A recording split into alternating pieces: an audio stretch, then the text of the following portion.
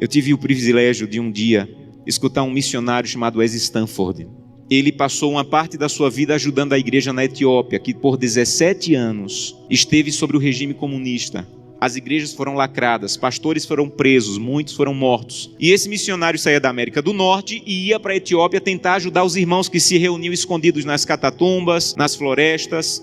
E um dia ele foi na cidade de Sodo, uma cidade no sul da Etiópia, e conheceu um pastor chamado Tadessa Assai. Um homem de Deus que tinha uma especialidade. A especialidade do pastor Tadessa era pregar nos funerais. Onde tinha um funeral, o pastor ia. Então, quando a polícia sabia onde tinha funeral, ia lá porque o pastor estava pregando, pegava o pastor, prendia o pastor, espancava o pastor, soltava o pastor e ele voltava a pregar. E um dia a polícia ficou com tanta raiva que disse assim: nós não vamos mais soltar o pastor Tadessa, ele vai ficar preso agora. E ele pensou: já que eu vou ficar preso, vou pregar na prisão. E levou 22 a Jesus Cristo dentro da prisão. E a polícia disse: não vamos mais soltar o pastor Tadessa, nem vamos mais deixar ele preso, nós vamos matar o pastor Tadessa eletrocutado, para servir de testemunho para que ninguém mais queira seguir Jesus. E anunciaram na cidade: amanhã, às 9 horas da manhã, o pastor Tadessa vai morrer eletrocutado. Mas eles não tinham cadeira elétrica.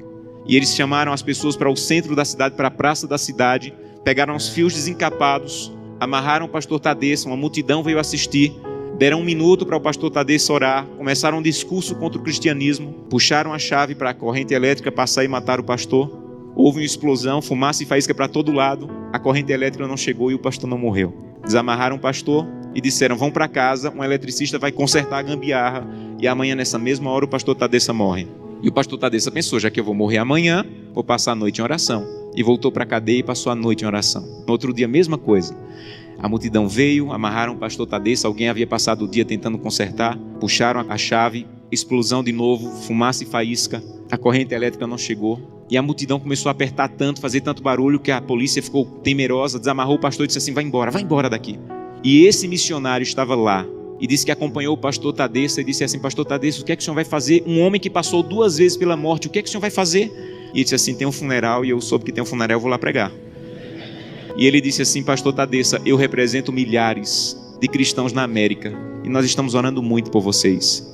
E disse que o pastor Tadessa se virou, ficou com o rosto sério e disse assim: vocês na América estão orando por nós, aqui na Etiópia? Então volte para a América e diga que nós é que estamos orando por vocês. E ele falou: mas por que vocês estão orando por nós se vocês é que estão sendo perseguidos, pastor?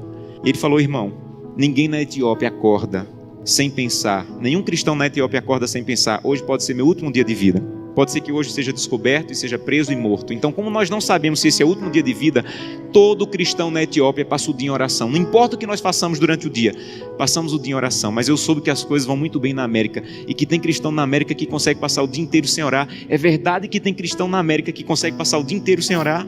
E ele disse assim: é verdade.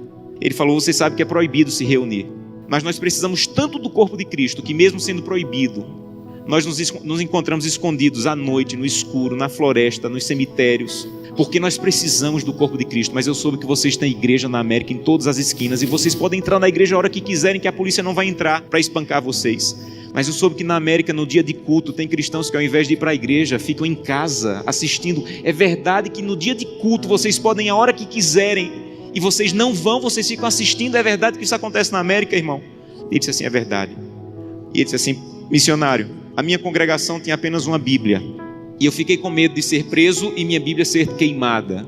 Então reuni minha congregação e com lágrimas nos olhos eu disse: irmão, eu não tenho como guardar a Bíblia, é o que nós temos de mais precioso. Se eu for preso, ela vai ser destruída. Então eu comecei a rasgar as páginas da Bíblia e comecei a dividir para cada pessoa. Era mais fácil guardar porções da Bíblia do que uma Bíblia inteira com uma pessoa só.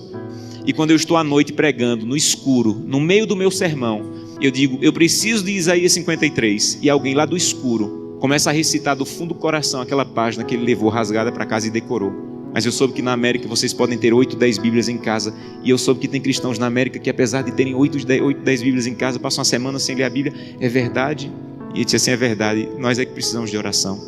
Meus irmãos, urgentemente precisamos de oração. Porque cantamos: breve Jesus voltará. Levantamos a mão no apelo dizendo assim: eu quero voltar para o céu para ser dono de tudo.